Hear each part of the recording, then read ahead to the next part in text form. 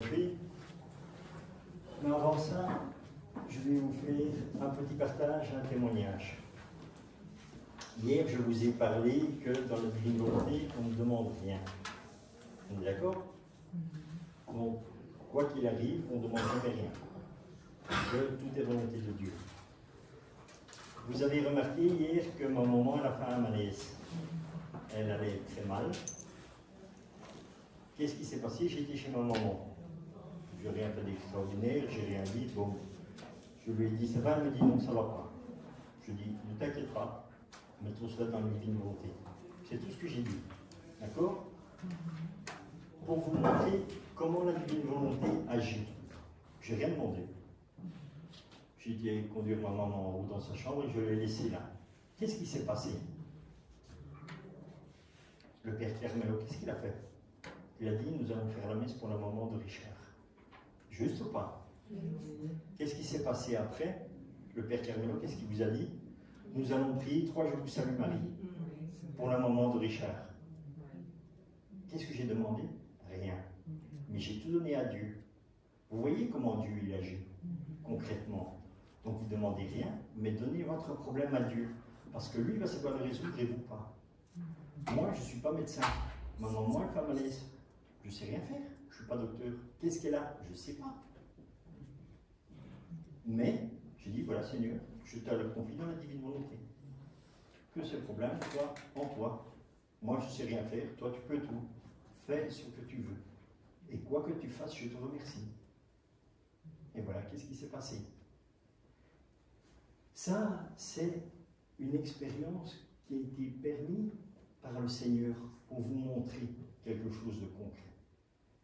De la même manière que quand je vous ai interpellé lorsque vous étiez en train de manger et de parler, j'ai dit, vous voyez pourquoi la divine volonté? Donc ce n'est pas des reproches, c'est pour vous faire constater.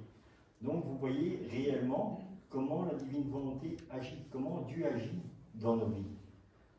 C'est valable pour moi, c'est valable pour vous. Donc vous l'avez vu, vous en êtes témoin, donc faites exactement la même chose. Quand vous avez un problème, vous n'allez pas savoir le résoudre. Mais offrez-le à Dieu dans la divine volonté. C'est Dieu la solution. C'est lui qui sait tout ce qui se passe. Nous, on ne le sait pas. Et vous voyez, ma maman, elle est là aujourd'hui. Je rends grâce à Dieu dans la divine volonté. Voilà, et je vous remercie. Mais je ne vous remercie pas vous, je remercie Jésus en vous. C'est ça qu'il faut comprendre. Pourquoi je ne vous remercie pas? C'est pas que je ne vous remercie pas. C'est parce que si je vous remercie comme on le fait humainement, je vous mets dans l'orgueil. Je vous mets un poids sur vous. Parce que vous allez me dire, waouh, il me dit merci. Donc si tu lui fais quelqu'un, hop, l'orgueil, tout de suite il est là.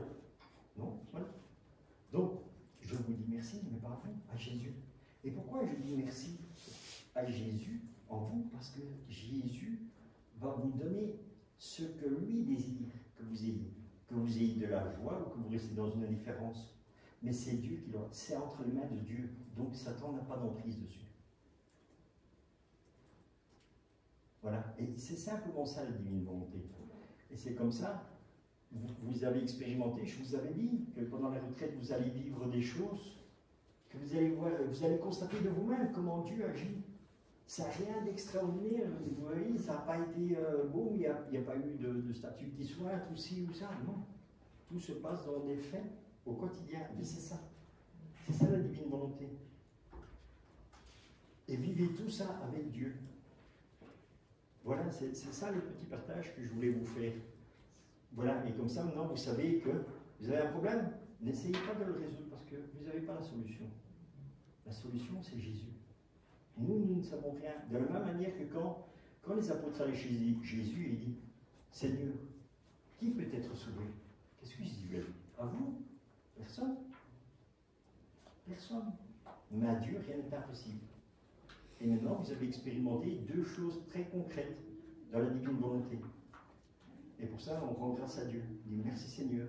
Voilà, tout simplement.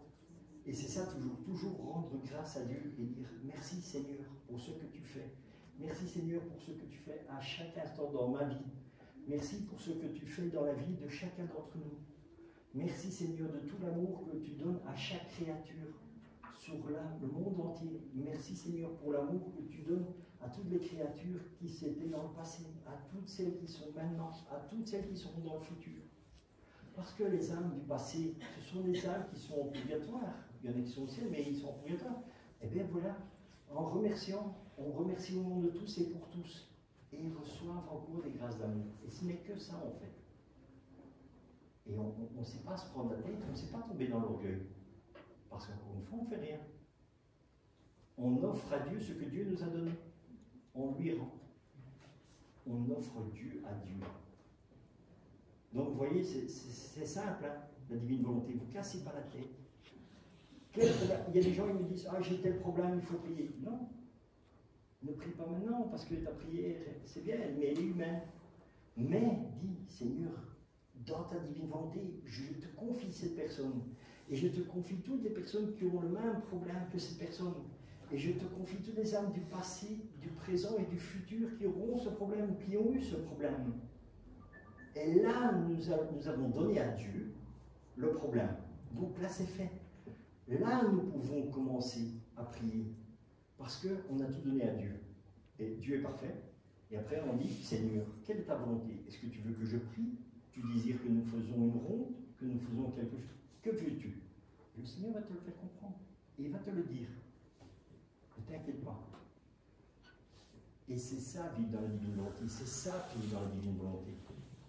C'est tout donner à Dieu, et puis dire, voilà, Seigneur, je t'ai donné. Dans l'Évangile, qu'est-ce qu'il est dit? Cherchez le royaume des cieux, et le reste vous sera donné. Et Jésus dit, avant que vous l'ayez demandé, vous l'avez déjà reçu. Pourquoi nous l'avons reçu?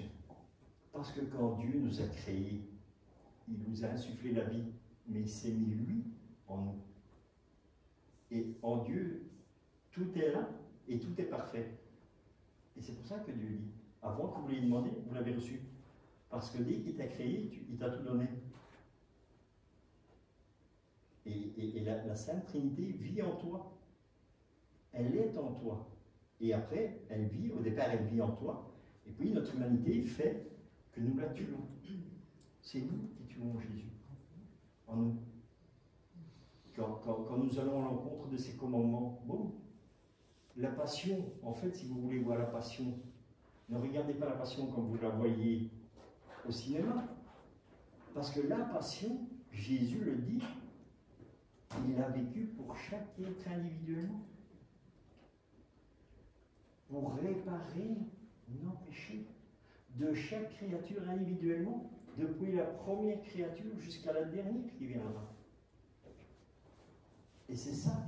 Et souvent la passion, donc, la flagellation, c'est nous qui flagellons Jésus. La couronne d'épines, c'est nous qui la mettons sur la tête de Jésus. Quand on transperce le cœur de Jésus, c'est nous. C'est pas les autres. C'est pas un Romain qui transperce le cœur de c'est nous. Oui, Jésus a vécu sa passion comme vous la voyez. Mais ça, c'est la passion globale. Parce qu'avant la passion que nous voyons, Jésus, et même dans le livre du ciel, il le dit, Jésus a vécu la passion au jardin de Gethsémani. Et elle était pire que celle que nous voyons. Et c'est pour ça, et dans le livre du ciel, c'est les 3 passions de Jésus. Parce qu'il dit, j'ai souffert 3 fois. Et là, vous avez les textes des livres du ciel. Bon, moi, je ne le connais pas par cœur, donc c'est pour ça que je ne vais pas m'aventurer sur le chemin en essayant de vous dire. Allez-y, trouvez-le dans le livre du ciel, c'est marqué. Et c'est Jésus lui-même qui vous l'enseignera. Mais pensez bien à une chose, que réellement la passion que vous voyez, c'est nous autres qui la faisons aussi. Et Jésus le dit, et il le dit encore. Il dit, même si je dois venir pour une seule âme, je le ferai. Bon, c'est là qu'on voit l'amour de Dieu.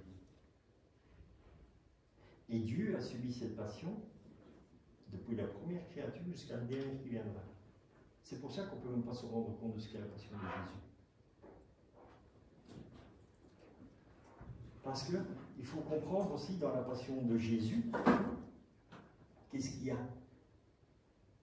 Toi, tu as des souffrances. toi, tu as des souffrances. Toi, tu as des souffrances. Toutes les souffrances que vous avez, Jésus les a souffert. Pour chacun d'entre nous. Tu t'imagines quelle souffrance que Dieu a pris sur nous? On ne sait pas réaliser. Si tu réfléchis même humainement, tu ne peux même pas comprendre. Dans la divine volonté, le Seigneur va te le faire comprendre parce que humainement, tu ne sais pas l'expliquer. Mais divinement, il peut te la faire comprendre. Tu vois? Pourquoi? Parce qu'il va t'y faire participer. C'est pas pour ça que tu vas souffrir ou des trucs comme ça. Jésus peut te montrer telle la passion, comment il a souffert, sans que tu aies même sans que tu aies la moindre souffrance. Parce qu'il t'enveloppera tellement d'amour que tu ne sentiras rien. Et il y en a des autres, comme Louisa Picaretta, elle l'a vécu, elle a souffert. Et elle l'a vécu dans son corps. Et encore, ce n'est qu'une participation. Parce que humainement, on ne saurait pas tenir. Mais le soutien de Dieu permet de le vivre. Et tout ça aussi, tout ça c'est écrit dans les livres du ciel. C'est pour ça que c'est important de lire les livres du ciel. Et c'est ce que je dis aux gens aussi en général. Ça ne vaut même pas la peine à la limite de poser une question. Parce que toutes les réponses sont dans les livres du ciel. Et il y a des gens qui ont fait l'expérience, ils me disaient ah ouais Richard, je ne suis pas d'accord avec ça, je ne suis pas d'accord avec ça. Et je disais que tu es d'accord ou pas d'accord, c'est égal. C'est pas avec moi que tu n'es pas d'accord, c'est avec Jésus. J'ai dit parce que c'est Jésus qui le dit, c'est pas moi. Tout ce que je vous dis, c'est Jésus qui le dit, c'est pas moi. Et après, la personne elle dit hey Richard, tu sais, j'ai lu dans tel tome du livre du ciel, ben, ce que tu avais dit en fait. J'ai dit, tu vois, on pouvait arriver dans un désaccord. Pourquoi? Parce que tu n'avais pas encore lu. Donc, tu ne sais pas, et voilà. Et c'est pour ça aussi qu'il ne faut pas tomber dans des désaccords. Parce que c'est le jeu de qui? C'est le jeu de Satan. Il va s'amuser, voilà. Et si toi, tu rentres dans la discussion, ouais, boum, t'es parti. T'es hors de la divine volonté, il t'a enfumé, au revoir et merci. Voilà. Et ça s'appelle aussi de l'orgueil spirituel. Tu vois? Parce que Satan, il t'aveugle complètement. Moi, la divine volonté, quand j'ai eu ma conversion, il y a 28 ans, dès que je suis revenu ici, quelques temps après, il y a quelqu'un qui vient chez moi et me dit, il prend le livre de la Passion, et il vient me montrer, je vois une petite image, Louisa Picaretta, toi je ne connaissais pas, je ne savais pas, donc je te parle de ça, il y a 28 ans maintenant. Et quand je voyais ça, je dis, ça ne m'intéresse pas. Ah, Richard, regarde, je regarde, ça m'intéresse pas. Pourquoi ça ne m'intéressait pas? Vu toute la souffrance que j'avais eue, l'expérience que j'ai eue au ciel, quand Jésus est venu me chercher, il n'est pas venu me chercher comme ça et dire on va au ciel. Non, non. Il est venu me chercher, il m'a crucifié à la croix avec lui. Donc encore dans la souffrance. Et il m'a amené au ciel. Seulement la souffrance avec Dieu cloué à la croix, tu es enveloppé de l'amour de Dieu. Et c'est ça que la douleur, elle est là, mais elle te semble agréable. Et tu te dis, waouh. Pourquoi? Parce que c'est l'amour de Dieu qui fait que tu ne souffres pas, que tu n'as pas cette douleur. Bon. Et quand je suis revenu, on vient, bon. Et en fait, quand je suis revenu, la première chose que j'ai demandé au prêtre, j'ai dit pourquoi le Seigneur il est venu me chercher à moi, qui était si mauvais? Il dit Richard, il dit pour faire le bien, il faut bien connaître le mal. Et là, tu vois, c'était déjà une parole de réconfort. Et il me dit, pour que tu comprennes un peu le sens, il dit, si tu as l'occasion, lis un livre sur le Padre Pio ou Saint Jean-Marie Gallet, le curé d'Ars. Je lui dis, tu sais, moi, j'ai horreur de lire. C'est un truc que je déteste et je dis, je ne sais pas lire parce que, bon, je fais qu'à l'école, je ne suis pas très fut-fut, quoi. Il me regarde comme ça, il dit, ah, si tu savais le nombre de livres que tu vas lire. Le prêtre, à l'époque, il me dit, si tu savais le nombre de livres que tu vas lire, et moi je dis, mais à la masse, quoi. Parce que moi, je me connaissais, je savais que je n'aimais pas lire. Oui, de temps en temps, je disais une BD, mais il ne fallait pas. Par contre, j'étais un accro de la télé, les vidéos, tout ça, machin-là, mais la lecture, surtout pas. Religieux, encore moins. Et puis, je dis, bon, il me dit pas de Pio. Je veux quand même savoir, tu vois, la curiosité. Je vais dans une librairie et je vois, bon, par hasard. Ouais. Padre Pio, un saint mystique. Je ne savais même pas ce que c'était, je ne connais pas, bon, je lis. Et quand je lis ça, je dis, qu'est-ce que c'est extraordinaire. Oh, que de la souffrance.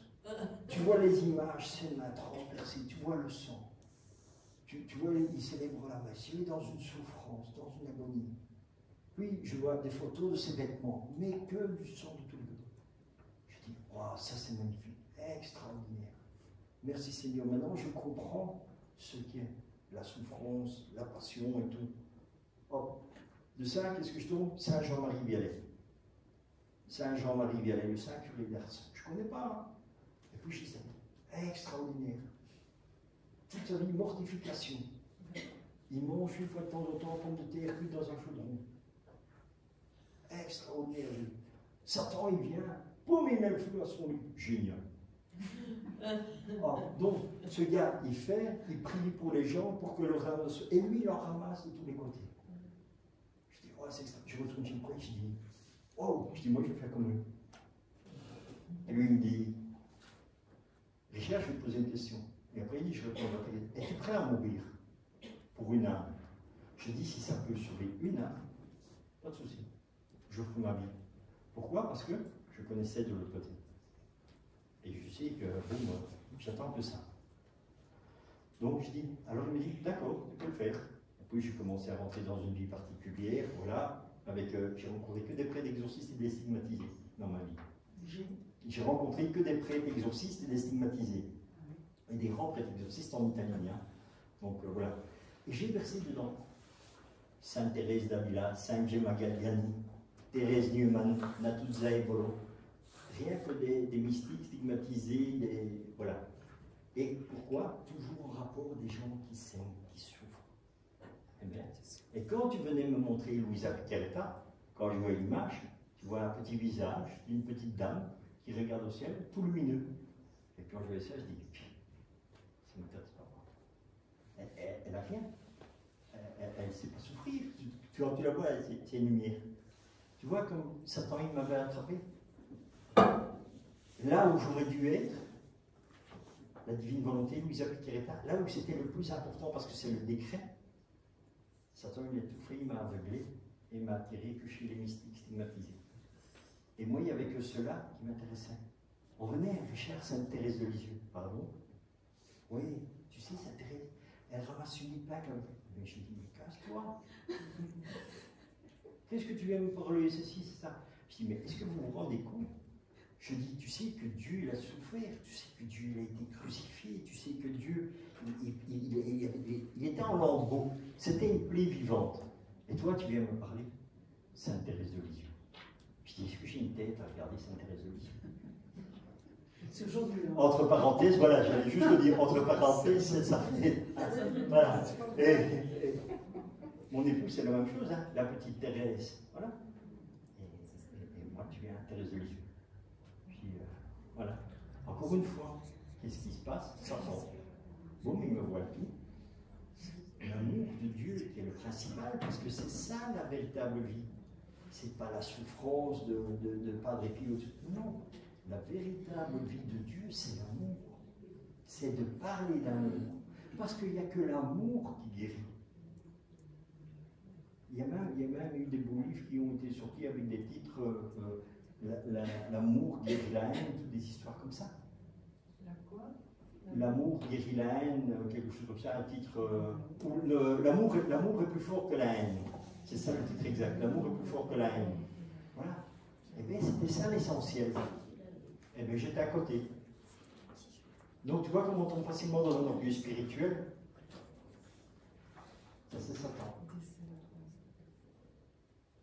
Jusqu'au jour où le Seigneur m'a vraiment fait grâce, parce que je dis, sur ces 28 ans que j'ai, combien de fois on n'est pas venu me montrer les 24 heures de Luisa Piccarreta? J'ai toujours dit non. Ça a mis 24 ans. Pour lire Thérèse? Pour que j'accepte Luisa Piccarreta. Pourquoi? Parce que je donnais des témoignages de ce que j'avais vécu. J'allais partout, j'ai été beaucoup en France et tout ça, faire des témoignages.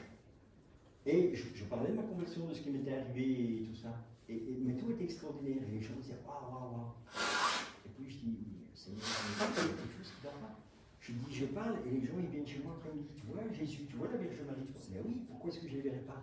Quand tu reviens du ciel, tu n'es plus comme quelqu'un comme ça. Donc il m'accompagne normalement. Mais ça n'a rien d'exceptionnel. Puisque j'ai dit, de toute façon, les anges gardiens, ils accompagnent déjà tout le monde, les gens ne se rendent pas compte. Voilà. Et puis on me demandait que ça. Et quand j'ai vu que les gens s'intéressaient qu'à ça, ou des statues, qui soignent, ou des trucs comme ça, j'ai dit, Seigneur, moi je dis, plus témoignage, ça ne m'intéresse pas. Parce que je leur apporte rien. Parce qu'ils courent après quelque chose, mais quand il va y avoir un problème, cette petite chose extraordinaire, c'est pas ça qui va la soutenir. C'est pas parce que tu as une statue chez toi qui soigne que quand il y aura un problème, ça va te soutenir. C'est Dieu qui te soutient. Et j'ai arrêté de donner les témoignages, j'ai dit, ça ne m'intéresse pas. Je ne veux plus. Et puis, donc, moi, quand je suis revenu du ciel, je posais toujours deux questions. Je dis, Seigneur, qui suis-je et que dois-je faire? Parce que si le Seigneur me renvoie ici, c'est pour une raison. Dieu ne va pas te faire descendre du ciel pour rester comme ça. Et tous les jours, je mens. Je ne sais pas, je ne sais pas, je ne sais pas. Et à un moment donné, j'entends, tu es prêtre dans mon cœur. Wow. Je dis, merci Seigneur. Et c'est quoi? Parce que je comprends. Et je ne sais plus si c'était 2 ou 3 jours ou une semaine maximum après, il me dit, tu seras apôtre de la divine volonté. J'ai dit, c'est quoi la divine volonté? Je ne connais pas. Je ne sais même pas d'où ça vient. Et je dis, merci Seigneur. Et je suis là, et bon. Et j'ai même fait une vidéo ou deux que vous pouvez voir sur la chaîne YouTube, où le titre que j'avais mis, c'est mort que l'on ne comprend pas.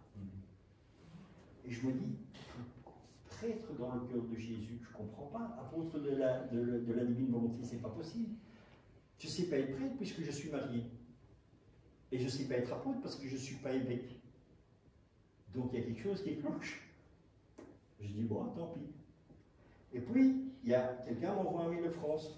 Et il me dit, Richard, regarde cette vidéo, c'est quelque chose qui va t'intéresser. Parce que c'était une personne qui avait été voir un témoignage, je lui avais donné quelque part, il avait mon adresse mail, et de temps en temps, il m'envoie un email, comme ça, peut-être une fois par an. Quoi. Et je dis, bon, d'accord. Et je vois, il y a un lien, je regarde la vidéo, et je vois un prêtre. Et ce prêtre, il est là, il te sort, boum, boum, boum, boum, boum. Je dis, waouh, je dis à ma femme, je dis, t'as vu quel prêtre extraordinaire, ça c'est. Je dis, au moins un qui ose et qui rentre dedans. Et à la fin, quand il a terminé son homélie et tout, il dit, et tout ça, vous le trouvez où? Dans les livres du ciel. Louisa Piqueretta. Je dis, c'est pas possible. Encore, c'est là. Je dis, ça me les casse. Je disais, ça me les casse, comme ça. Qu'est-ce que je fais? Après ce témoignage, je dis à ma femme, écoute, c'est pas possible.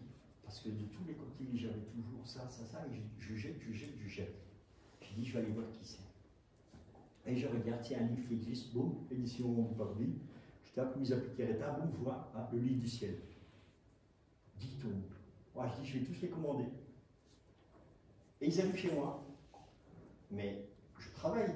Je dis, voilà, Seigneur, tu vois, j'ai écouté, j'ai commandé les livres du ciel. Apparemment, ça parle de la divine volonté, donc c'est quelque chose que tu m'as dit. Je dis, tu vois, je les ai, je les dépose là. Quand je vais les lire, j'en sais rien. Parce que j'ai pas trop envie. Donc voilà cela. Et je pars, je vais travailler. C'est l'hiver. Et je suis facteur, mais pour délivrer des recommandés chez les gens. J'arrive, les petits villages du Brabant wallon. Et j'arrive, et je sonne à une porte, évidemment, les gens ne sont pas là, c'est normal, puisque les gens travaillent. Donc, une fois sur 10, ils ne sont pas là. Au moment où je me retourne, je vois une ombre noire qui passe devant moi, boum, et je tombe. Et je tombe sur les escaliers, et je me prends une marche dans le dos, je ne sais plus me lever. Heureusement, j'ai mon GSM, qu'est-ce que je fais? Je téléphone l'ambulance, je dis, écoutez, voilà, j'ai eu un accident, je ne sais pas me lever. L'ambulancien, je téléphone à mon patron, bon, l'ambulancien, il me met, hop, et j'arrive à l'hôpital, et ils font des examens, et on ne sait pas exactement ce que c'est. Il m'a dit, tu vas rester ici. Je dis, il est hors de question. Je dis, moi ce soir, je dois être dehors. Vous faites ce que vous voulez, mais je ne resterai pas ici. Parce que je n'aime pas les hôpitaux, comme je pense la plupart des gens. Je dis, oh. Je dis, je pars. Et effectivement, ça commence à aller mieux le soir. Et le médecin, il est là, il me fait un certificat médical, il dit, parce que vous allez voir, vous n'allez pas savoir marcher, vous avez 1 mois de congé. Alors, moi je dis, 1 mois? Je dis, ça va pas, je dis, il faut que je travaille, voilà, je ne peux pas me permettre, mon patron, il ne va pas être content ni quoi que ce soit. Il dit, voilà, vous mettez ça. Je téléphone à ma femme, je dis, écoute, elle dit, ah, mais j'ai personne, elle dit, boum, elle téléphone. Ah, comme par hasard, elle a un prêtre au téléphone qui lui téléphone et qui l'appelle. Père Carmelo. Il vient me chercher à l'hôpital. Et elle me dit, ça va Richard? Je lui explique parce que c'est mon accompagnateur spirituel, il sait la vie que j'ai, tout ça. Et je lui dis, écoute, il y a ça. Je dis, il est venu, il m'en a collé une. Je dis, pourquoi? Je ne sais pas.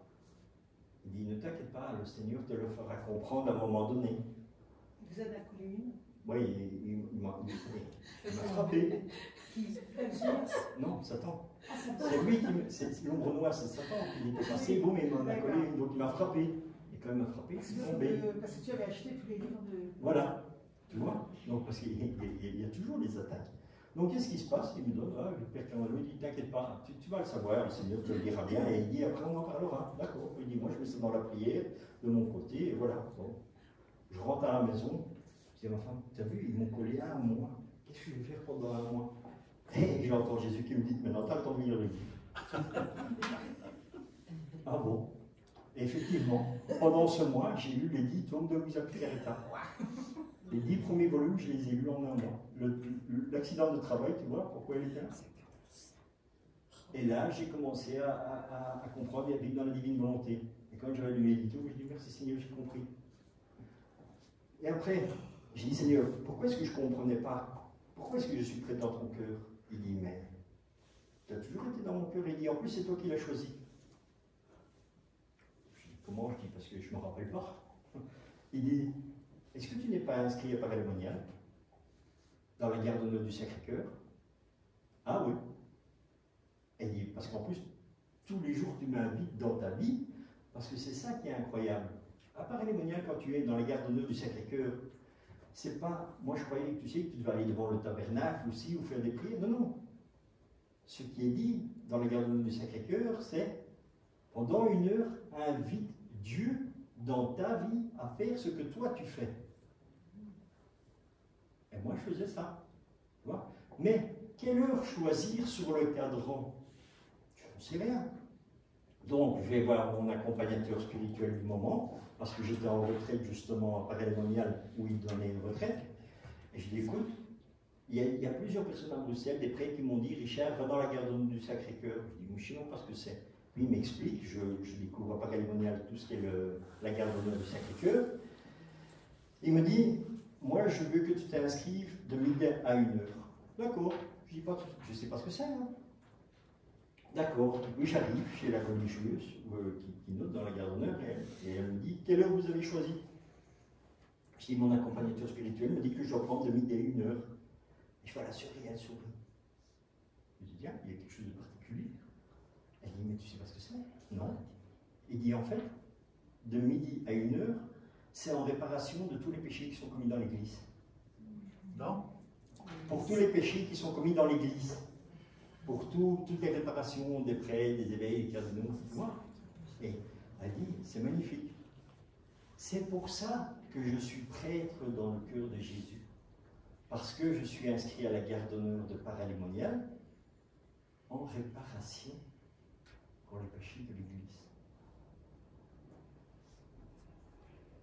Et Jésus a dit, tu es apôtre de la divine volonté. Pas parce que j'ai le ministère d'évêque, non, non. Parce que tout ça est dans le sacerdoce royal. Et la valeur du sacerdoce royal que Dieu m'a donné est l'équivalent d'évêque. Et c'est pour ça que je suis apôtre de la divine volonté et pas missionnaire de la divine volonté. Parce que le Père Dominique Duthène a mis 12 missionnaires de la divine volonté. Et moi, il m'a dit, tu seras apôtre de la divine volonté. Et comment ça rejoint l'évangile et tout ça? Les 12 missionnaires que le Père Duthène a mis en route c'est comme les 12 apôtres de Jésus. C'est l'Église qui les choisit, c'est Dieu qui les choisit. Et il dit, c'est pas vous qui m'avez choisi, c'est moi qui vous ai choisi. Donc c'est le Père, comme le Père Dominique Dutène est un prêtre, donc il représente Jésus. Et il refait ça. Et moi, c'est pas un prêtre qui m'a fait. Moi, c'est comme ça, Paul, sur la route de Damas. Je persécute les gens. J'ai horreur des catons. J'ai horreur des prêtres. Et le Seigneur me retourne comme une crêpe. Et de grands persécuteurs de tout ce qui est catho et tout ça, et c'est ceux que le Seigneur me demande de défendre le plus. Tu vois? Et c'est ça. Et c'est pour ça que je suis apôtre de la divine volonté. Mais je ne le dis pas, ce n'est pas quelque chose que je vais crier ni quoi que ce soit. Ici, je vous le partage pour que vous compreniez un peu pourquoi est-ce que je fais ça. Et c'est ce que je dis, moi, je n'ai aucun mérite ni quoi que ce soit parce que je ne fais absolument rien. Et ce n'est pas moi, Richard, qui ai décidé de dire je vais parler de la divine volonté, je vais vous partager la divine volonté, parce que je ne connais pas. Je le fais parce que c'est Dieu qui me l'a dit. Il a dit tu seras apôtre de la divine volonté. Et moi, j'avais dit je ne sais pas, c'est quoi la divine volonté? Il dit ne t'inquiète pas, tu le sauras. Et qu'est-ce qui s'est passé? À un moment donné, le Seigneur, il a dit voilà ce que tu as fait dans ta vie, dans ta volonté. Voilà ce que tu as fait dans ta vie, dans la divine volonté, mais sans que tu le saches. Je mets les deux devant toi et avance. Et au moment où ça, tout est devenu clair pour moi. Et c'est comme ça que je suis parti. Et c'est pour ça que je dis aux gens, parce qu'il y a des gens qui disent ouais, mais tu fais ça. Mais moi, je n'ai pas demandé. Parce qu'en fait, tout ce que je fais, c'est tout ce que je ne veux pas faire. Parler aux gens. Ça ne m'intéresse pas. Et pourquoi j'ai cette difficulté? Parce que je veux vous partager l'amour de Dieu. Mais tous les gens, ils ont ah non, non, je ne suis pas d'accord avec ça, je ne suis pas d'accord avec ça. Tu vois, c'est triste. Parce que non seulement quand tu connais l'amour de Dieu et que Dieu te baigne dans son amour, tu es bien. Mais quand Dieu souffre, moi, la souffrance de Jésus, je la souffre avec lui. Et c'est pour ça que ce que je fais, comme je fais ici, c'est très difficile pour moi. Et moi, personnellement, je ne le ferai pas. Vous assistez toujours à un véritable miracle. Parce que c'est Dieu qui m'amène et qui me met ici. C'est lui qui me fait me tenir debout devant vous. C'est lui qui me fait parler. Parce que moi, vous pouvez demander à ma femme, quand je rentre chez moi, c'est le silence.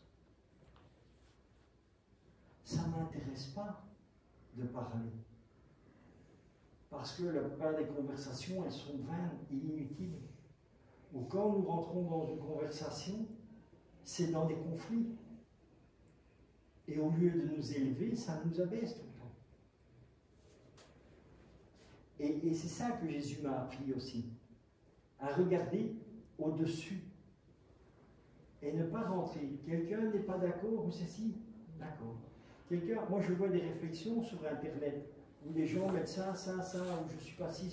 Je ne rentre même pas dans ces discussions. Parce que si la discussion, elle était faite et amenée pour apporter quelque chose de bon et de construire, alors j'irai dans la conversation. Mais c'est jamais le cas. C'est toujours une critique et pour descendre les choses. Au lieu de nous élever, ça nous abaisse. Et c'est pour ça que ça ne m'intéresse pas. Et ici, la même chose, voilà, je partage avec vous une retraite. Jésus m'a dit, fais une retraite. J'ai dit, pardon? J'ai dit, mais je ne suis pas prêtre. Et Jacques me fait lâcher comme ça quand je partage la divine volonté parce que je fais des vidéos. Je dis, mais je l'accepte, Seigneur, puisque c'est toi qui me l'as fait. Donc, ce que moi je ramasse, c'est toi en premier lieu qui me laisse, c'est pas moi. Moi, je ramasse, je vis la blessure avec toi. On la vit ensemble, merci. Voilà, et on continue. Mais, et alors il me dit, voilà, il faut faire une retraite. Je dis, d'accord. Et je dis, on fait quoi? Je dis, parce que moi, je ne sais pas, qu'est-ce que tu veux que je raconte aux gens? Qu'est-ce que tu veux que je dise? Je ne sais pas. Il dit, ne t'inquiète pas. Je m'occupe de tout. D'accord, Seigneur. Oh. Et c'est comme ça que j'ai lancé la retraite. Et après, on me dit, les places sont limitées. Je dis, d'accord. Combien de personnes? 20 personnes. Ah, pas de souci. Hein. Donc je demande à une personne de faire un petit flyer parce que je ne sais pas faire, le faire, pas se limiter. Et puis, je me dis, mais Seigneur, il n'y a personne qui va venir. Je suis qui, je suis quoi? Je dis, les gens, pourquoi ils vont venir pour m'écouter? Je dis rien d'intéressant. On est combien? On est au-delà de 20 personnes. Comme par hasard, il y a même encore des places qui ont dit, ah, on a encore quelques chambres, boum, et les chambres, tout est complet. Voilà. Et c'est ce que je dis. C'est pas moi qui vous ai demandé de venir. C'est réellement Jésus qui vous a amené ici. Et moi, je dis, wow, c'est mieux. Moi, j'ai organisé ici à Bonne-Humain, même dans cette salle, des rencontres avec des prêtres. Et il n'y avait même pas le nombre de personnes que ici. Je me dis, mais enfin, c'est qui suis-je et tout là. Et je dis, et je fais quoi à la retraite? Je dis, parce que c'est bien. Il dit, tu dis, ma vie dans la divine volonté. Et pourquoi? Il dit, parce qu'ils ne comprennent pas encore. Il dit, je veux que tu leur partages la vie dans la divine volonté, mais toute la base. Comment on fait? Il dit, c'est leur point de départ. Et il dit, là, ils vont être ancrés. Parce que c'est pas toi qui vas le faire, mais c'est moi. Et toutes ces personnes, c'est moi qui les ai invitées ici. Dans leur cœur, j'ai mis ce désir. Et quand ils vont sortir, ils auront compris. Et ils auront vu que c'est très simple, en fait. Et qu'il n'y a rien d'extraordinaire à faire. C'est vraiment enfantin. Et c'est ça, quand Jésus dit, laissez venir à moi les petits-enfants. Eh bien, c'est ça. C'est entendre ce que le Père vous dit et faire ce qu'il vous dit. Être un petit enfant, quand Jésus dit laissez venir à moi les petits-enfants, ce n'est pas les enfants, hein. Non, c'est nous autres, avec l'esprit d'un enfant. Parce qu'un enfant, quand son père lui dit quelque chose, il écoute. Quand sa maman dit quelque chose, il écoute. Et il ne réfléchit pas. Parce qu'il sait très bien que sa maman et son papa, c'est toujours pour lui donner des bonnes choses. Tu n'es pas là, tu ne vas pas tuer ton enfant. Même dans la Bible, c'est marqué, vous qui êtes mauvais. Donc, la couleur, elle a annoncé, on n'est pas bon. Il dit, vous qui êtes mauvais, vous savez donner de bonnes choses à vos enfants. Donc, tu vois. Et la divine volonté, c'est ça. C'est retrouver cet esprit d'enfant. Dieu est notre Père. Écoutons ce qu'il nous dit dans les livres du ciel et faisons comme lui nous dit dans ce qu'il est écrit dans les livres du ciel. Et pourquoi c'est écrit? N'allons pas contre, acceptons-le et allons avec confiance. Dieu, il est là pour nous sauver. Il est là pour sauver l'humanité. Il n'est pas là pour la détruire ni pour nous tuer. Donc, tout ce que le Père veut, c'est notre bien. Dieu, le Père, veut notre bien parce que nous sommes tous enfants de Dieu. Et c'est ça le plus important dans la divine volonté. Et quand il y a des gens qui me disent, Richard, avec ça, ce qui est dans le livre du ciel, dans le texte, je ne suis pas d'accord. Je dis, c'est bien, mais c'est triste. Parce que c'est pas que tu n'es pas d'accord avec moi, ça veut dire que tu n'es pas d'accord avec ce que Dieu te dit. Voilà. Je dis, moi, que tu vives dans la divine volonté ou pas, ça ne va rien changer à ma vie. Parce que ce n'est pas mon problème. Et moi, je ne sais rien faire. Et je ne suis pas là pour obliger quelqu'un ni quoi que ce soit. La seule chose que moi je viens de partager, c'est juste de dire, écoute ce que Dieu veut te donner. Et fais-le. Maintenant que tu le veuilles ou pas, voilà. Et là, on revient avec les paroles de hier dans l'Évangile, que ton oui soit un oui, que ton non soit un non, mais ne soit pas tiède, parce que les tièdes, je les vomis. C'est clair, c'est net, boum. Avec Dieu, c'est toujours... C'est clair. Il n'y a pas de brouillard, il ne va pas enfumer quelqu'un, non. Dieu te dit comme ça. Je mets la vie et la mort devant toi, choisis.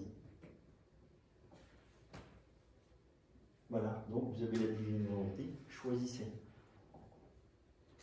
Ou vous l'acceptez, ou vous la refusez. Mais moi, personnellement, je vous dirais, allez-y. Ne vous inquiétez pas. Ayez confiance en Dieu, abandonnez-vous. Quoi que vous entendez sur le côté, ne vous inquiétez pas, hein, vous allez entendre des choses sur la divine volonté à côté. Pourquoi? Ça ne va même pas venir directement sur vous, hein, parce qu'une fois que vous vivez dans la divine volonté, Satan ne sait plus arriver. Hein, mais il va agiter tout sur le côté.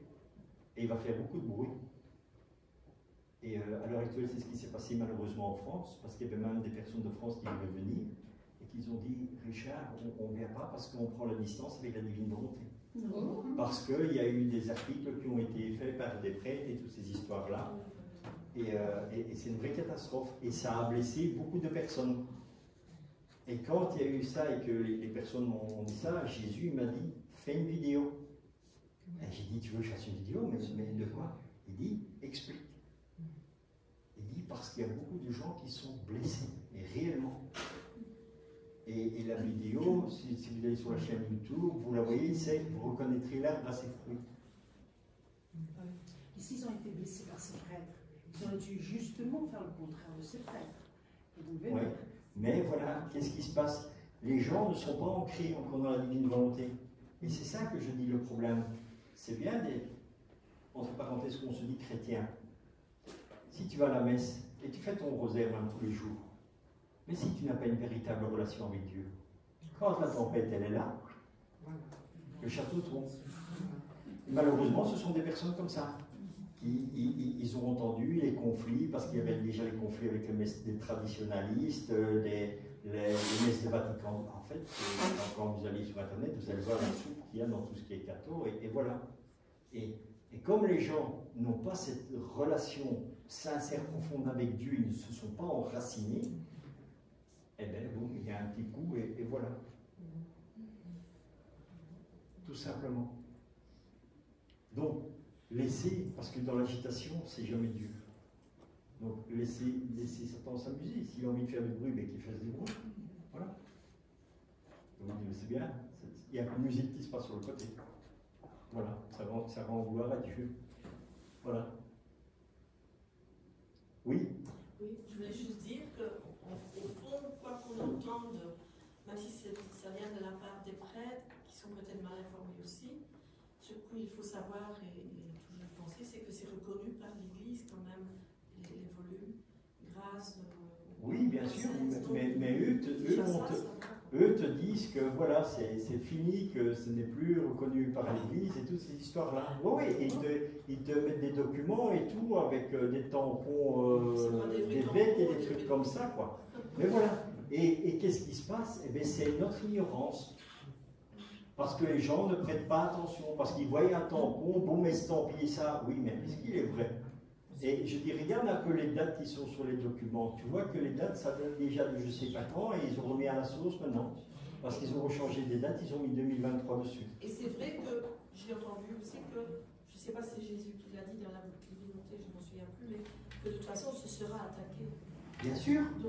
Donc, mais de toute façon, c'est une purification. Tu sais, même, parce qu'on émet aussi beaucoup de critiques sur les prêtres et tout ça, parce qu'il y a beaucoup de prêtres qui font le nom de Jésus le dit dans le livre du ciel. Je ne les arrête pas parce qu'ils sanctifient l'Église, en fait. Tu vois? En quoi faisant? Même en s'opposant à la divine volonté, ils sanctifient, ils purifient l'Église. C'est un chemin de croix. L'Église vit un chemin de croix. Et elle vit un chemin de croix par ses propres prêtres. Peut-être qu'on va finir par dire merci à ces prêtres d'être comme ça. Mais c'est pas question de dire merci. Tu les mets dans la divine volonté. Je te dis, prends le tome 10 de Livre du ciel, et là tu vas voir combien, c'est quasi tout sur l'Église et les prêtres. Donc on va voir les clergés belges et on va leur dire continuez comme ça, vous êtes en train de vider l'Église pour la purifier. Ne dis rien. Confie-toi. Non, mais ça serait bien qu'ils le sachent, qu'ils rendent service. C'est Dieu. Mais si c'est ça le but. Inconsciemment, voilà. Et ils n'en sont pas conscients, mais en fait, ça sanctifie l'Église. Et si jamais ils faisaient le bien au lieu de faire le mal, est-ce que ça ne serait pas plus sanctifiant pour l'Église? Bien sûr. Mais bon, le problème, c'est que on a perdu tout le spirituel. Et on est devenus tous intellectuels. Et qu'est-ce qu'un prêtre? Un vrai prêtre, c'est quoi? Il a une grande responsabilité. Il est responsable de nos âmes. C'est lui qui doit nous amener à Dieu. Mais si eux ne croient déjà pas dans ce qu'ils font, parce qu'on ne les a pas non plus soutenus dans la prière, Et c'est là que tu vois, où je dis, c'est bien, j'ai fait mon rosaire, ou j'ai fait mon... Oui, mais quel fruit il y en a? Tu le vois? On dit, on porte nos prêtres. Combien de fois la Vierge Marie à Medjugorje, elle ne dit pas, priez pour vos prêtres, priez pour vos prêtres. Est-ce que nous le faisons? Oui, mais on le fait toujours dans notre humanité. Maintenant, les gens connaissent sa divine volonté, ils commencent. Et pourquoi? Parce que Jésus dit, votre prière, elle n'est que humaine, donc elle n'a pas beaucoup d'effet. Mais maintenant, prier dans la divine volonté, c'est moi, Jésus, qui vais tout faire. Et tout sera parfait. Donc, mettez vos prêtres dans la divine volonté. Confions-les à Dieu. Ne vous inquiétez pas. L'Église ne s'arrêtera jamais. Il y aura toujours des prêtres. Les prêtres qui vont venir par la suite, ce seront les prêtres de la divine volonté. Et on n'aura plus le problème de maintenant, hein, où il y en a qui vont tomber dans des scandales comme nous allons en passer encore, parce qu'ils sont en train de remuer tout de nouveau. Parce que les prêtres qui vont sortir de la divine volonté, il n'y aura pas besoin de discernement, hein, parce que c'est Dieu qui leur a dit, toi tu seras prêtre. Et ils tomberont jamais, hein, parce que c'est Dieu agissant en eux. Ça sera Jésus, le véritable prêtre, le premier prêtre, qui sera dans chaque prêtre. On va avoir des prêtres, mais extraordinaires. Et autant on ramasse, comme on dit, de claques maintenant. Et pourquoi le Seigneur il permet que ça descende? Parce que Jésus dit, où le péché abonde, la grâce surabonde. Donc, merci Seigneur qu'elle tombe si bas. On doit rendre grâce à Dieu. Et pourquoi je dis ça? J'en suis un exemple. Tu vois? Quand les gens me disent, mais Richard, oui, il y en a, il y a des personnes qui m'ont connu quand j'étais à Royaume. Et ils me disent, mais tu te rends compte à quel niveau tu es descendu, à quelle bassesse tu es arrivé? Je dis oui. Et je dis, je remercie le Seigneur. Parce qu'en ayant vécu ces choses-là, là où le péché abonde, la grâce surabonde. J'ai dit, tu vois comment le Seigneur il a travaillé en moi? Tu vois comment l'amour de Dieu a été mis en moi? Je ne sais même pas. Et cet amour est tellement immense. Parce que ce que les gens ne savent pas, quand je suis allé au ciel, qu'est-ce qui s'est passé? Mon âme, elle a fusionné en Dieu. J'ai été restauré. Et mon âme a baigné en Dieu.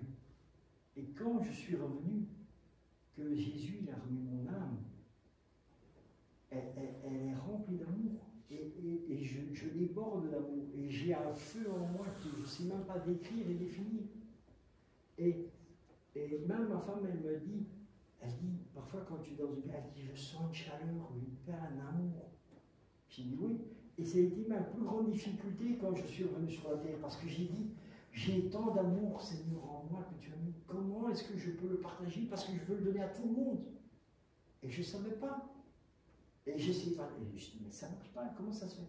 Comment ça se fait? Je dis, je sens cet amour qui brûle. J'ai dit, je sens des vagues comme ça d'amour, de paix et tout. Et j'ai dit, mais je ne parle pas. Eh bien, c'est la divine volonté. Quand j'ai rencontré la divine volonté dans le livre de Louis, j'ai compris. J'ai dit, merci Seigneur, c'est pas ce que j'essayais de faire tout moi-même. Et ça ne marche pas. C'est normal puisque c'est moi.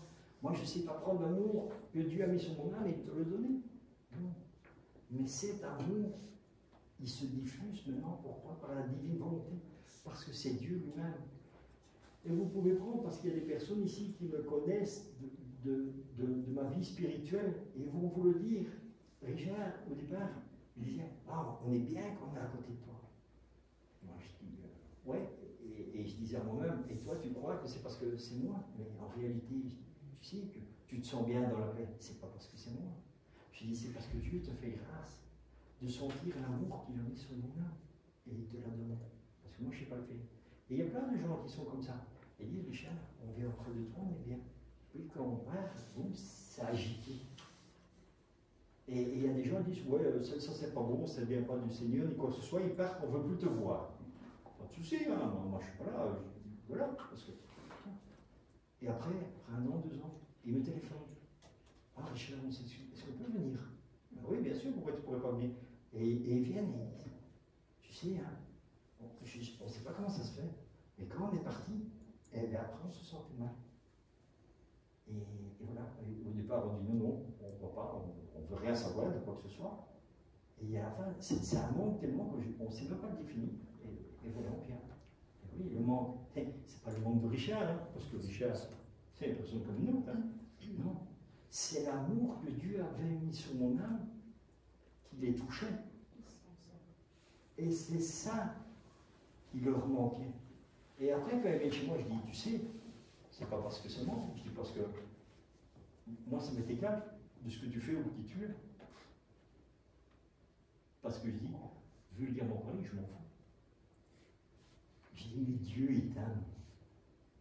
Et Dieu veut te donner son amour. Et sur la terre, où est-ce qu'il est son amour? Eh bien, Dieu a déposé sur certaines âmes son amour. Parce que je ne suis pas le seul à avoir vécu cette expérience. Il y a beaucoup de gens qui ont fait l'expérience de mort. Quand ils reviennent, en fait, ils ont été baignés dans l'amour de Dieu.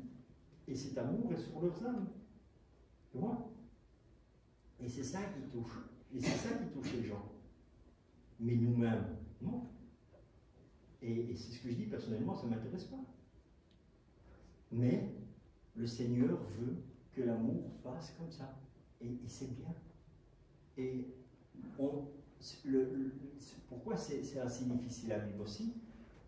Et c'est là où je dis merci à la divine volonté. Parce que si tu ne le ferais pas dans la divine volonté, tu serais dans l'orgueil. Parce que tu dis, moi j'ai l'amour de Dieu. Et toi tu ne l'as pas. Moi je peux te le donner. Hein? Voilà ce qui arriverait si on n'aurait pas la connaissance de la divine volonté. Et de prendre conscience que rien ne vient de nous, mais tout de Dieu. Et c'est Dieu qui nous maintient dans l'humilité. Et qu'on ne tombe pas dans l'orgueil. Parce que moi, c'est ce que je dis. L'amour de Dieu est là en moi, il vit en moi. Et comment Dieu le donne, je ne sais pas. Mais je sais qu'il le partage. Tout simplement. Voilà comment vivre dans la divine volonté. Et la divine volonté, ça va être un changement bouleversant, mais intérieur. Extérieurement, tu ne vas rien voir. Et tu ne vas rien comprendre. Ici, ce que je vous ai partagé, je ne l'ai jamais partagé. Oui, avec mon épouse, avec mes parents, mais jamais avec les gens. Pourquoi j'en parle? Je ne sais pas. Parce que c'est ça que Dieu voulait vous partager, pour vous faire prendre conscience de ce qu'est la divine volonté. Et la grâce qu'il y a, c'est ce que je dis. Quelque part, c'est difficile parce que tu te dis, oui, est-ce que je vais tomber dans l'orgueil? Mais non, parce que c'est Dieu. Et c'est Dieu qui agit, c'est Jésus qui agit, c'est pas moi. Et Jésus me maintient dans l'humilité. Et si, par hasard, il y a un petit bout d'orgueil qui arrive, Jésus me dit, est-ce que tu m'as vu arriver au Carlton? Il dit, est-ce que je suis arrivé en Ferrari? Est-ce qu'il y avait des DJ qui étaient là? Parce que moi, j'étais un fan de techno et tout ça. Hein. C'est pour ça que le Seigneur... Parce qu'il y a des gens qui disent, Dieu, il ne parle pas comme ça. Encore une grande erreur. Parce que Dieu, il parle comme toi, tu parles. Mais il ne parle pas vulgairement. Tu vois? Il dit les choses telles qu'elles sont. Et il te dit simplement, est-ce que je suis arrivé au Carlton parce que j'étais quelqu'un qui aimait bien tout ce qui était là? Est-ce que je suis arrivé en Ferrari parce que j'étais un grand fan de Ferrari? Tu vois? Il dit, est-ce que je suis arrivé? Est-ce que je suis arrivé dans la fanfare? Est-ce qu'il y avait un DJ? Est-ce que David Guetta était là? Il me dit. Pourquoi? Parce que j'aimais bien David Guetta, j'aimais bien tel disjockey, il est vrai. Et tu vois comment le Seigneur, il parle ton langage. Mais il parle ton langage, pourquoi? Pour t'élever à lui. Après, le langage que toi tu as, il va disparaître. Mais ce n'est pas toi qui va changer, c'est le Seigneur qui va le changer en toi. Et maintenant, je ne parle plus comme ça. Et quand Jésus dit, je ne suis pas arrivé au Carlton en Ferrari avec des DJ, il dit, moi, il dit, je suis Dieu et parfait. Et tu as vu où je suis né? Dans un petit état où personne ne savait que j'étais là. À part ceux que je voulais et qui viennent. Et il dit, t'as pas entendu du bruit, hein? Voilà. Et il dit, tu veux me trouver réellement? Il dit, va où est la paix? Un jour, je lui ai demandé, j'ai dit, est-ce que j'ai besoin d'un accompagnateur spirituel? Il me disait non. Mais fais-le, il dit. Fais-le. Il dit fais-le. Il dit tu n'en as pas besoin. Parce que je n'ai pas grandi spirituellement ici. J'ai grandi spirituellement aussi. Il me dit tu n'en as pas besoin. Mais il dit fais-le. Pour montrer aux gens. D'accord. Et c'est là qu'on voit qu'il me préparait déjà la divine volonté. Parce que Jésus, quand il est venu, est-ce qu'il avait besoin de quelqu'un pour l'accompagner? Non. Il faisait tout seul puisqu'il était Dieu. Et c'est là où on voit comment Dieu fait que nous vivons sa vie dans son humanité. Il dit, je vais te donner, je vais te mettre deux prêtres devant toi. Et il dit, choisis. Et moi, comme j'étais quelqu'un qui avait grandi avec tout ce qui était extraordinaire, spirituellement, parce que voilà, mais pour moi, l'extraordinaire, en fait, c'est normal. Ce que vous appelez extraordinaire, pour moi, c'était normal. Voir Jésus, la Vierge et tout ça, ça n'a rien c'est normal. Et il me dit, je te mets deux prêtres, choisis. Et j'arrive chez un prêtre, grand prêtre charismatique qui est connu et tout. Enfin, maintenant, il est connu. Et j'arrive chez lui. Et je lui explique ma situation. Je lui dis, voilà, j'ai subi des attaques. Et donc, je lui parle spirituellement tout ce qu'il m'a dit que j'ai. Il dit, Richard, il dit, ne t'inquiète pas. Il dit, tout ça, je connais. Il dit, t'inquiète pas. On va régler tous ces problèmes. Bon. Je sors de là. Oh, quand je sors du couvent, qu'est-ce qu'il y a? Saint François d'Assise est là. Et les frères sont là. Et ah oui, je dis, oh, on fait quoi? Richard, rendons gloire à Dieu. Et je suis parti avec Saint François d'Assise et ses frères, et je rentrais chez moi à la maison. Et on chantait des louanges. Et moi j'étais tout seul, je chantais en haut. Et je criais tout, gloire à toi Seigneur. Mais vraiment dans une exaltation. Je prends le métro, et ça sentait la rose, et la rose, et la rose. Et je suis au téléphone avec ma femme. À cette époque-là, on se fréquente simplement. Et je lui dis, il m'est arrivé un truc incroyable. Je dis, je suis avec Saint François, je suis dans le métro, les gens me regardent parce que je suis joyeux et tout. Et les gens, elle entendait aussi les gens à travers le téléphone. Et tous les gens dans la station de métro, il dit, dans la chambre de métro, il dit, mais qu'est-ce que ça sent la rose? C'est quoi? Un parfum de rose, mais incroyable, tout le monde le sentait. J'ai dit, tu as vu? Bon, heureusement qu'il voyait que je dis rien, quoi. Et les gens se retournaient, voilà. Et moi, j'étais là avec Saint François et ses frères, et on louait Dieu, on rendait grâce à Dieu, jusqu'à que je suis à la maison. Et quand j'arrive à la porte de ma maison, Saint François me dit, maintenant nous te laissons, nous retournons. J'ai dit, au revoir, merci de m'avoir accompagné. Extraordinaire, je dis, ah, merci Seigneur. Boum. Ça sent plus la rose. Donc tout fini, voilà. Oh. Mais c'était oui, Saint François, comment tu l'as rencontré? Saint François d'Assise. Mais... Parce qu'en fait, je sortais d'un couvent franciscain. D'accord. Et eux m'attendaient à la sortie parce qu'ils voulaient venir avec moi, ils voulaient chanter les louanges à Dieu. Voilà, pour le partage que j'avais fait, tout ça. Donc voilà. Le ciel, c'est comme ça. Hein. Ils arrivent, tu ne sais pas comment, tu ne sais pas pourquoi, mais voilà, ils décident de t'accompagner. Et puis il y a un autre prêtre que le Seigneur me met sur ma route. Le prêtre. Je lui dis, voilà, je vais vous demander est-ce que vous pouvez m'accompagner spirituellement, et je lui explique ça. Il reste d'un calme, tranquille, quelque chose d'incroyable. Il dit, oui, pas de souci, je peux t'accompagner. Et c'est tout. Il ne fait pas un show, il ne fait rien. Tranquille. Bon, je rentre chez moi, il n'y a rien qui se passe d'extraordinaire. Puis j'ai dit, choisis. Et j'en parle avec Muriel. Je lui dis, tu sais, le Seigneur, il m'a donné ça, il m'a fait ça, je dois choisir. Et puis je dis, ouais, j'aimerais bien, j'étais là, je dis, tu te rends compte que j'étais là, il y avait Saint François d'Assise, ça. Et puis je me dis, mais tu sais pas quoi? Pour une fois, je vais faire tout l'inverse. Là où c'est toujours tout extraordinaire, parce que pour moi c'est normal, mais je ne vais pas aller là où j'ai eu toutes ces choses-là. Je vais aller chez ce prêtre qui dit rien. Parce que ça m'intrigue en fait. J'ai dit, je vais aller chez ce prêtre-là, qui dit rien et quoi que ce soit, parce que ça m'intrigue. Tu vois? Je dis, Seigneur, je vais aller chez ce prêtre-là. Merci Seigneur que j'ai fait le bon choix. Parce qu'aujourd'hui, si je suis devant vous ici, c'est bien grâce à ce prêtre. Parce que j'ai eu des prières de libération et tout ça. Et encore une fois, c'était un grand prêtre exorciste que le Seigneur avait mis sur ma route. Tu vois? Parce que moi, j'ai grandi spirituellement qu'avec des personnes stigmatisées et des prêtres exorcistes. Pourquoi? Parce que j'ai subi des véritables infestations diaboliques. C'est pour ça que le Seigneur me mettait toujours des prêts très particuliers. Et là, dit, c'est bien, il dit, tu as fait le bon choix. Parce qu'il dit, je suis toujours dans la simplicité et dans la paix. Il dit, loin des caméras, loin des stars. Je dis, wow, merci Seigneur. Tu vois? Et c'est ça la véritable vie avec Dieu. C'est une vie cachée. Jésus, pendant 30 ans, on ne sait pas ce qu'il a fait. Maintenant, vous le découvrez dans les livres du ciel. Parce que Jésus dit ce qu'il a fait. Il a fait que réparer. Il a tout réparé. Il a réparé la vie de chacun. Il a refait la vie de chacun dans la divine volonté.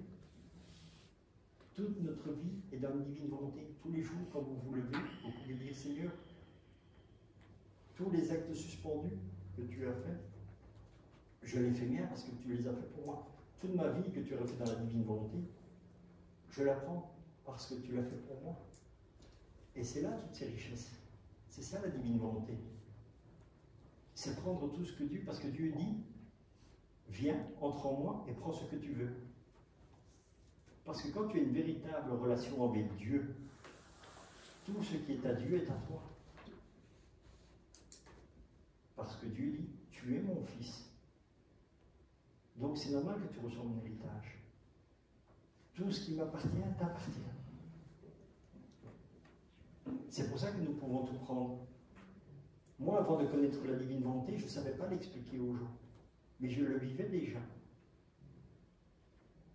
Parce que je vivais avec le Seigneur.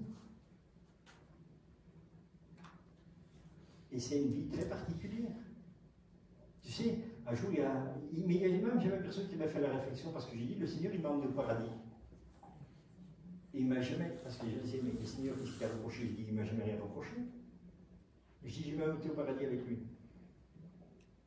Et puis, il n'y a jamais personne qui a eu la réflexion de dire, mais Richard, il est dit que aucune souillure ne peut entrer au paradis.